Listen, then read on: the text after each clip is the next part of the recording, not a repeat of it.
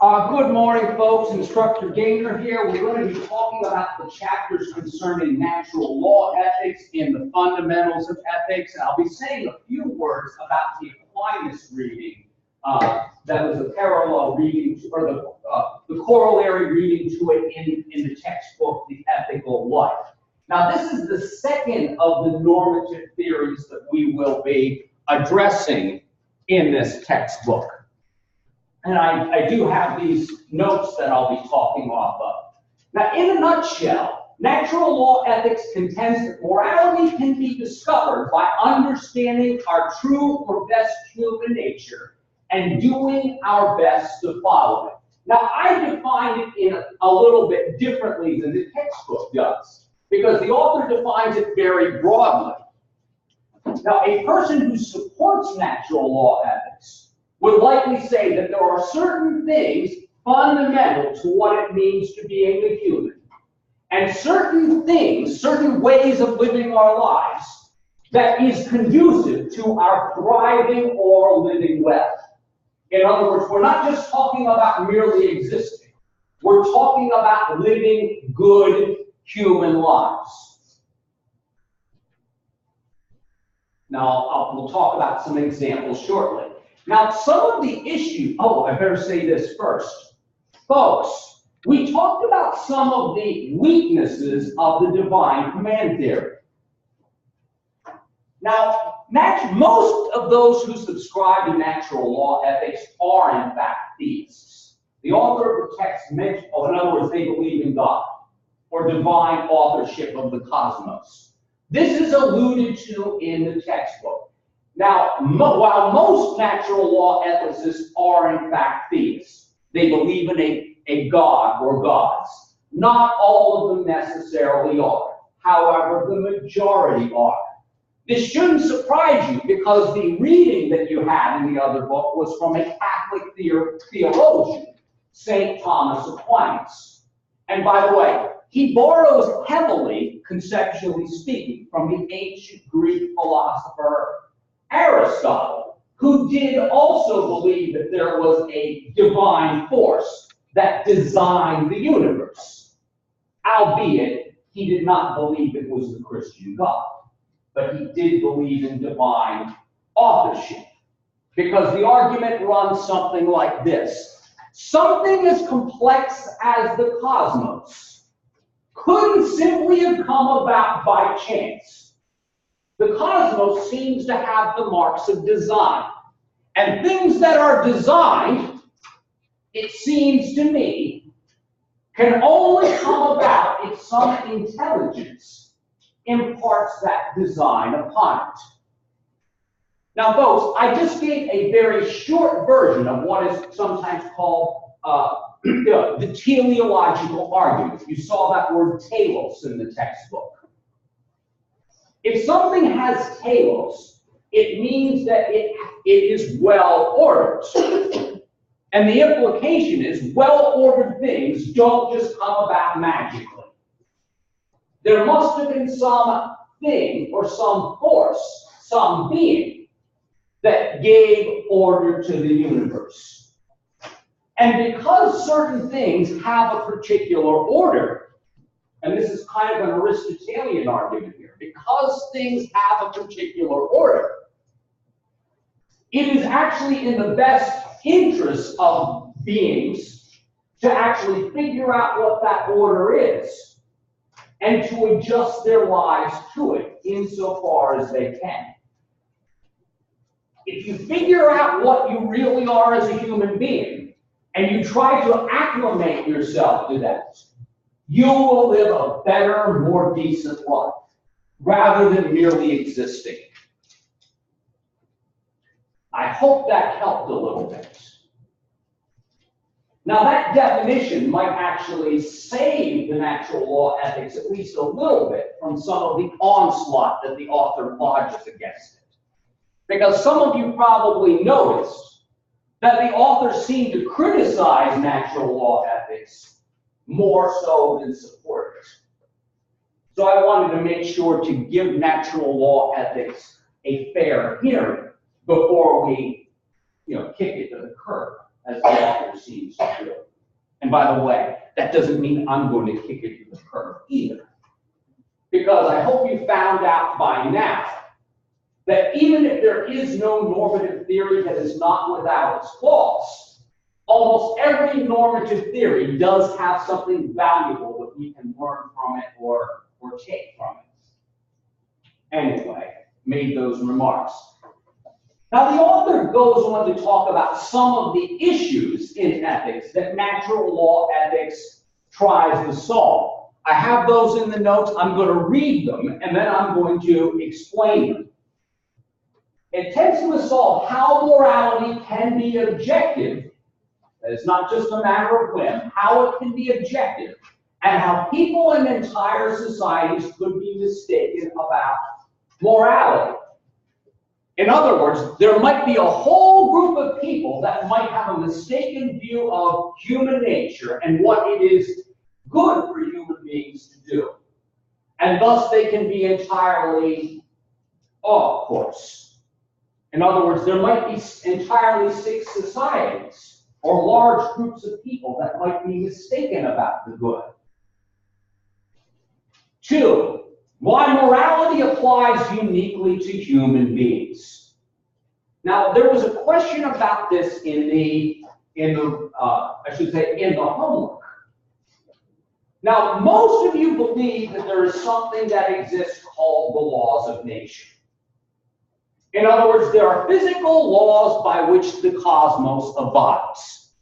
Newtonian physics, is I guess the easy example. Chemical compounds behave in predictable, regular ways. Different kinds of animals as biological systems behave in regular, predictable ways. Things are governed by natural laws. Now, when we talk about humans in natural law, we mean something similar, but we also mean something slightly different. We are indeed animals, to quote the author there. He says that boldly. We are biological entities that have a particular underlying structure. There are certain things that are indeed better for our thriving and certain things that are likely to make it difficult for us to survive. Poor nutrition, for example. And by the way, if you consider your being as something worth preserving, the moral point of view is that you ought to take care of it. And I guess the religious phrase for that is your body is like your temple unto God. To mistreat it is, in fact, immoral for that reason. And you'll notice, folks, that wasn't an appeal to divine command theory. That was an appeal to a natural law conception. The reason I bring that up is because even if religious folks sometimes might appeal to God's commands, they will frequently bolster their position by appeals to something like natural law. Now, because there is a particular structure to human beings, there are certain things that are good for our well-being, certain things that will be bad for our well-being. And unlike the other thing in nature, this comes straight out of Aquinas, by the way, folks. This also comes straight out of our earlier conversation in the course. Remember, we are agents, folks. We are in a position that we can be mistaken about what is in our best interest.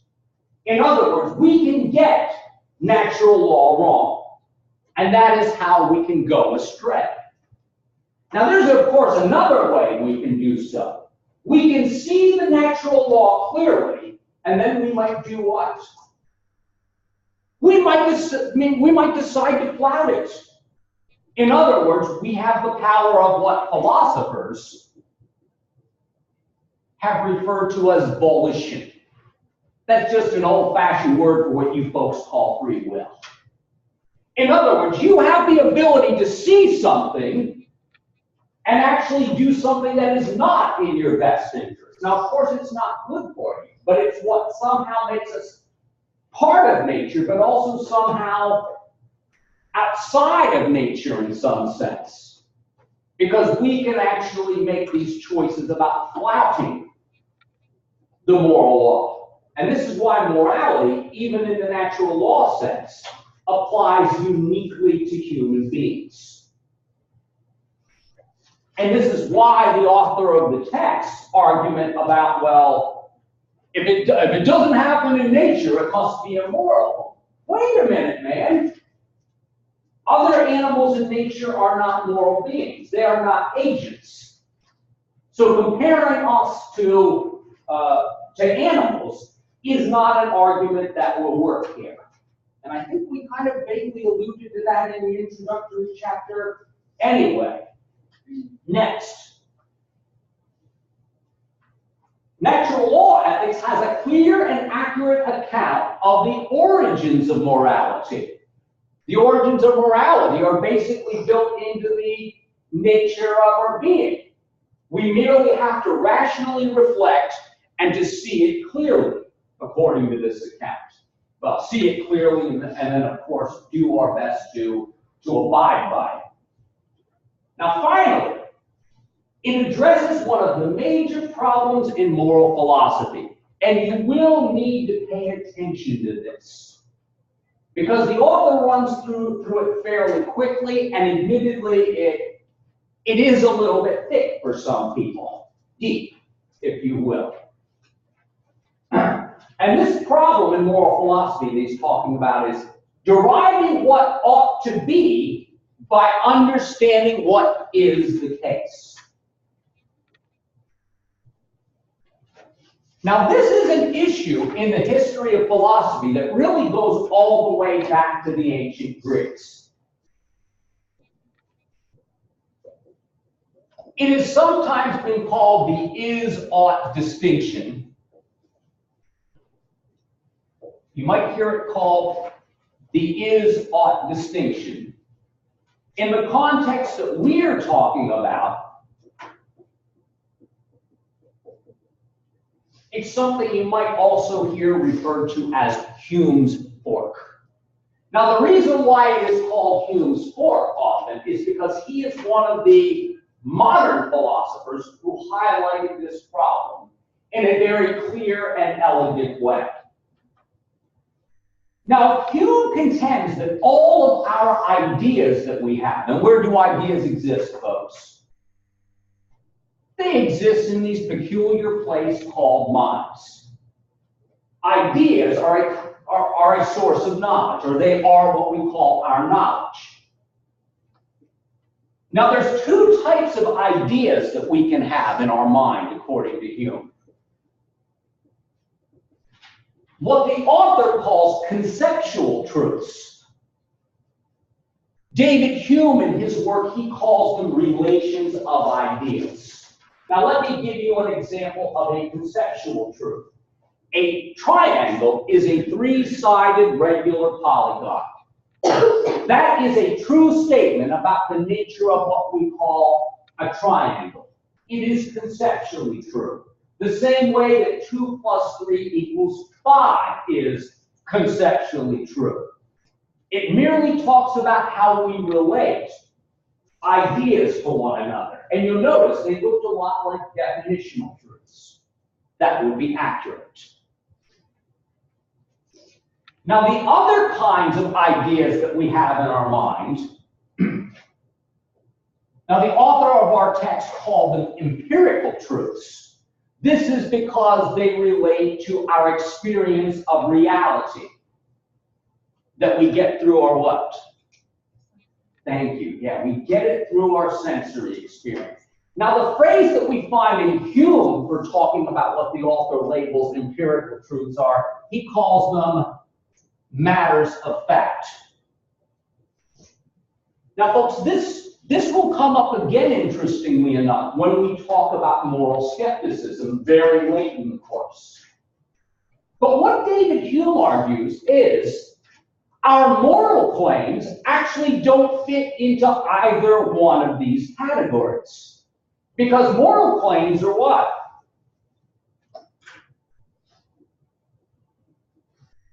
They're value judgments or value claims. Value judgments, according to Hume, are not empirical facts. I'll give you the easy example.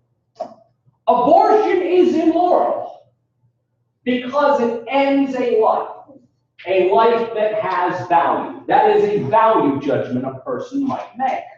Now, David Hume says, our value judgments come from our emotional commitments. They do not come from facts themselves, nor are they conceptual truths. This is why Hume contends that moral claims are merely relatively true, because they are true only to the person who loves them, to those people who believe them, because they are really just derivations of emotional commitments. Nothing more, nothing less. Now, as a result, David Hume contends that all of our claims of ought are basically subjective and reducible to emotional commitments, sentiments. So there is no such thing as true absolute morality, according to Hume. Now, guess what? And the author talks about this. Natural law ethics contends that it has an answer to the traditional is-ought distinction.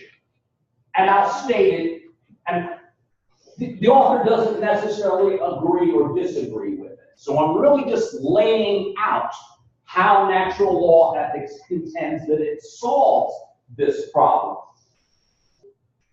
It contends that if we truly came to understand what is the case about human nature, what is good for human thriving, and because our lives are what?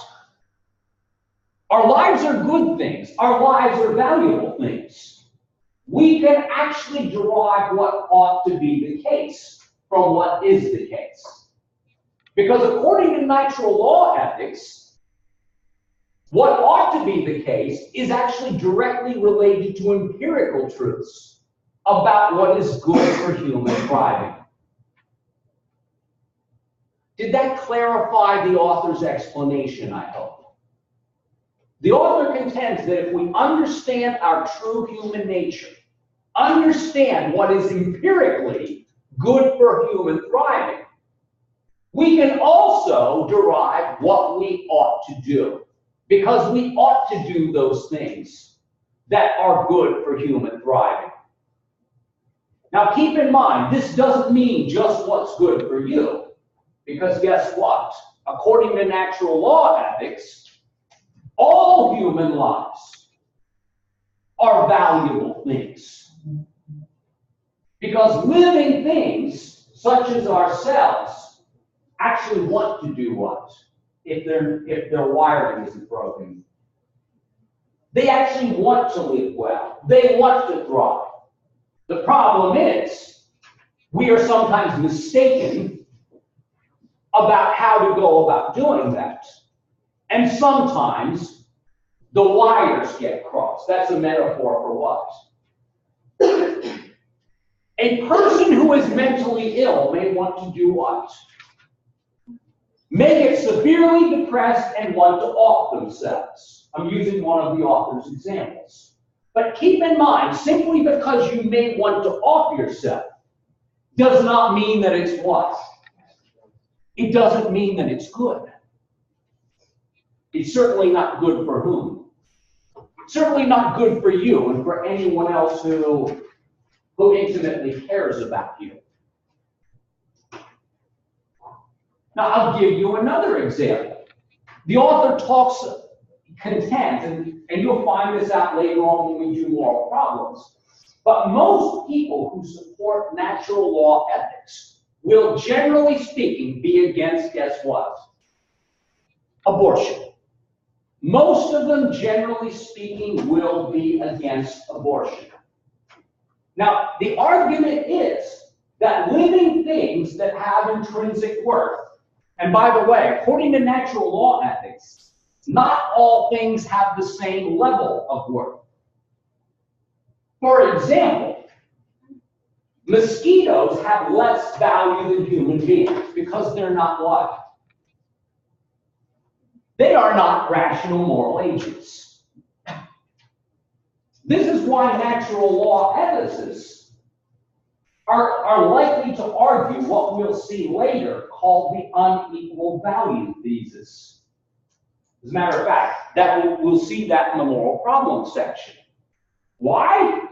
Because rational beings have more inherent worth than so-called lesser beings. Why is this? Because our lives are potentially more multifaceted and richer, and because we also have the capacity to behave as moral agents. Other beasts do not. Now, this is not to say that other beasts don't have value. According to this argument, they simply have lesser degrees of value. The more highly functioning or more highly complex a being is, generally speaking, the more value it has. This is why a person arguing this thesis is likely to consider a higher functioning mammal, a non-human mammal, to be of higher inherent worth than a mosquito or an amoeba. Does that make good sense? But all life, in a sense, has value. All life has value. It's just different lives will have different amounts of value. Now, before we talk about some more examples, folks, the author has a discussion that I'd like to highlight a bit more.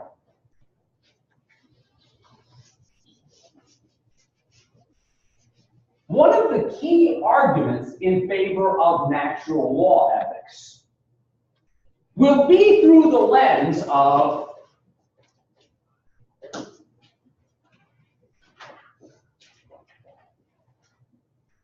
I hope some of you saw the word telos in the textbook. Good, good. Now, this term actually comes from ancient Greece. To see things teleologically means to see things in terms of their function and to see things in terms of their purpose. Now, how do we determine what a thing's purpose is? Well, all living things seek to persist, to go on living. But what counts as living a full life will differ from what? From species to species and so forth. But if you want to understand what is ultimately good for something, you have to understand its overall order and function, which will lead you to understanding that thing's purpose. Now, according to thinkers in this tradition, human beings are vastly more complex than other kinds of life on this planet. And it's because we don't merely have the capacity to experience and react to our environment, but we have the capacity to rationally engage, to think about things, to make choices, to make decisions, to recognize the structure of things and to try to follow it, or to fail to recognize it, falling into ignorance. Now, the text doesn't talk about this, but I will. Just like the ancient Greek figure Socrates, St. Thomas Aquinas saw much of individuals' moral failing to be a product of this. To be a product of ignorance. Either ignorance of the natural law or a failure to see, which is ignorance, a failure to see your place in the grand scheme of things. Now, from an Aristotelian or I should say, this is more a Thomist, St. Thomas Aquinas' standpoint. If we saw ourselves in terms of ultimate reality, we would see that we are unique beasts on this earth. For him, we're of course closest to what compared to the rest of them? We are closest to God. We cannot understand God fully, but we can at least be able to speak meaningfully about the divine nature. According to Aquinas, guess what God wants for us?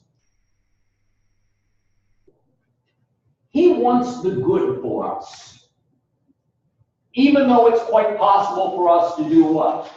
To recognize what's good for us and then say, well, screw it, and behave in some other way. But God wants what's good for us. What is good for us is to appreciate our rational nature and to do those kinds of things that are conducive to living well. Now, I'm getting ahead of myself a little bit. But in order to live well, St. Thomas's position would say, it behooves you to figure out what the virtues are. Virtues are these character traits that we can embody in our lives that will actually help us to live how? Help us to live well insofar as we can as human beings. Things like humility are virtues, because humble people are more likely to see their place in the grand scheme of things. And of course, to see what is actually in their best interest, and to humble themselves enough to subvert their baser desires, to do what's actually in their long-term good.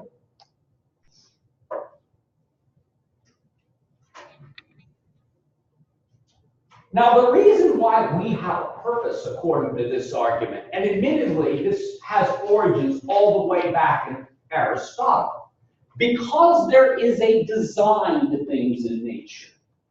Now, because there is a design to things in nature, things unfold in a particular way. There are certain things that are conducive to my life going well or better. Certain things that are conducive to my life getting worse. I guess the easy example there is health. Doing things that are good for my bodily thriving, according to this, are morally right. Going against those things is morally wrong. And I'm just going to say something that's not in the text, but I think is important. According to natural law ethics, there are crimes that one can commit against oneself. Because who do you technically have a duty to? You have a duty to yourself to live well. Now, of course, Christians like Thomas Aquinas would go further and say, duties to yourself are also, in a sense, duties to whom? These are also duties to God. But remember, they're also duties to yourself. Now, for those of us who tend to see morality in terms of rights-based systems, we tend to talk a lot about rights and natural rights in our post-Enlightenment civilization. A natural law ethicist is unlikely to frame moral issues in terms of rights. As a matter of fact, the natural law ethicist is more likely to talk about responsibilities or duties. In fact, you have a duty to yourself to live in such a way that will enable you to thrive. You have a duty to your relations to help them to do the best they can to thrive. And this is, of course, why in such traditions, you're likely to hear family values type talk.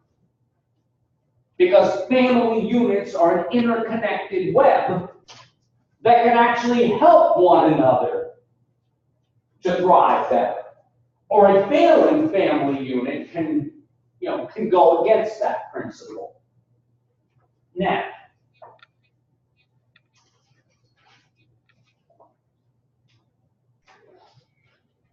I'm going to be doing some retread here in a minute. I already talked about this, I think I already broached this idea about why many advocates of natural law ethics are theists, connected the idea of the order in the cosmos to the idea of an orderer, aka God, who set it up this way, etc. Now, this will also be a little bit of retread. Now, there are several issues, contemporary moral problems, that the author discusses in a natural law context. In one of his in-text arguments, he talks about contraception. Now, admittedly, most natural law ethicists might even admit that's taking it a little bit too far. But the idea, if procreating more valuable life is a good thing, some people might make the argument that spreading humanity is inherently good. Therefore, of course, stopping it from taking place is bad. Now, the author makes what a natural law ethicist would call a straw argument here, straw man. When the author says, well, if natural law is correct, and it makes the claim that populating the earth with more human beings is a good thing, then wouldn't that justify things like rape? A natural law ethicist would say, no, we would never say anything like that, because there are natural law moral ways to go about doing that. And there are ways of going about that are not virtuous. I got rid of virtuous, are not virtuous, and thus morally inappropriate ways of propagating the species. By the way, you could imagine a natural law ethicist would argue that what kind of sexual relations are normal? Well, heterosexual, number one. Thank you, perfectly put. Yeah, monogamous relationships. Even though there have been plenty of societies that what? In ancient biblical times, polygamy was a norm, and so forth. A natural law ethicist today is likely to have said that those people got it what? Those people got it wrong. Because family units survive better, according to this account, in monogamous ways. Now, we already talked about suicide and abortion. The author talks about homosexuality here. And indeed, this is another one of these hot-button issues. There are plenty of them in this course. But a natural law ethicist is likely to call homosexuality immoral. Not on the grounds that it harms society either. That's the political talking point. Homosexuality harms whom, according to natural law ethics? The practitioner, the participant, the person who engages in it. Now, the natural law ethicist is likely to acknowledge this commonplace. You've probably seen the YouTube videos and so forth. When a person says that homosexuality is an immoral lifestyle choice, it's quickly pointed out that homosexuals never choose to be homosexual. They simply are homosexual. And that quick, trite rebuttal is like this: when did you choose to be heterosexual? And of course, the answer is, I never made such a choice. It is simply the way what? Simply the way I am. Well, the natural law ethicist would say, even if that's true, it means that there's something in your nature that's what? Being homosexual, even if it is your inclination, is not your true nature. The natural law ethicist is likely to say, what has happened to your nature? Yeah, this position is going to sound anti-gay. I'm merely laying out the position, I'm not endorsing it. But they are likely to say that such a person was born damaged. Now, of course, this sounds very what, folks? I believe the phrase condescending as Hades is probably appropriate. It sounds condescending as Hades. And I'll go on the record here. This viewpoint offends me, and it would certainly offend my daughter, who identifies as lesbian. You know, contending that she was born damaged and she would be better off if what? If we were to put her through some kind of heterosexual boot camp, that we could like make her better, make her right, I find to be an offensive view. But is this the kind of view that you get from my wife's aunt's crowd, who don't know my daughter's a lesbian? And she's even said, you know, they'll never talk to me again once they know. And I said, yeah, you're probably right, but hopefully you won't care, because you don't have time for those people. Life's too short. And I'm willing to go on the record saying that. Life's too short for that. If somebody else wants to be closed-minded and, in my opinion, hateful about it, you know, you're better off letting it slide off of you, because you'll be the only one hurt by it if you don't let it slide off of you. Now, many people, I better stick with this. Many people who hold this view will go further and say, here is evidence that it's wrong and unnatural, because homosexuals tend to suffer from more mental health issues, and they also tend to have higher suicide rates. Well, guess what? Even if this is true, perhaps society telling you that you're awful from the time when you're very young might have something to do with it. It may have nothing whatsoever to do with homosexuality. It may have to do with society's widespread attitude of people who are not their definition of normal. It shouldn't surprise us that we have higher depression rates among other people who don't identify as quote-unquote normal either. Even if there is a correlation, it does not prove causation. Now, I think I already answered this last part. In this last part, I asked us to think about what kind of reasons that a natural law ethicist might have to answer some of the author's criticisms. I think I handled that relatively well earlier in the lecture by redefining natural law ethics and also talking about how natural law ethics would deal with some of the problems that the author brings up. Now, I have talked about some positions that some people who hold natural law ethics will be more likely to hold. Notice I said more likely to hold. This does not mean that all people who espouse natural law ethics will hold those kind of viewpoints about homosexuality and so forth. However, large numbers do. And that's why I talked about the general argument, which isn't necessarily the rule. There are outliers. There are also ways of reconfiguring how you think about natural law. Have a good one.